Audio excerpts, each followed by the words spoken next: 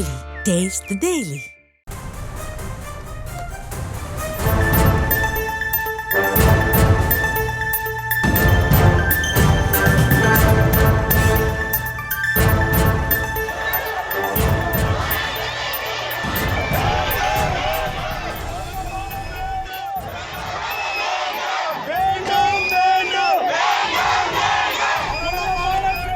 அண்மை செய்தியை பார்த்து வருகிறோம். மதுரை திருமங்கலம் ராஜபாளையம் செல்லும் சாலையில் 4 வழிச்சாலை பணி நடைபெற்று வருவதால் விபத்து ஏற்படுகிறது எனவும் சுரங்கப்பாதை வசதி வேண்டும் எனவும் கோரி கிராம மக்கள், பள்ளி மாணவர்கள் என 300க்கும் மேற்பட்டோர் சாலை மறியல் போராட்டத்தில் ஈடுபட்டிருக்கின்றனர்.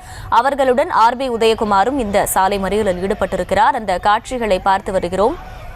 பொதுமக்களுக்கு ஆதரவாக சாலை மறியலில் ஆர்பி உதயகுமார் அங்கே ஈடுபட்டிருக்கிறார். மதுரை திருமங்கலம் ராஜபாளையம் செல்லும் சாலையில் சுரங்கப்பாதை அமைக்க கோரி போராட்டம் நடைபெற்று வருகிறது. 4 வழிச்சாலை பணி நடைபெற்று வருவதால் விபத்து ஏற்படுவதாக மக்கள் குற்றச்சாட்டை முன்வைக்கின்றனர்.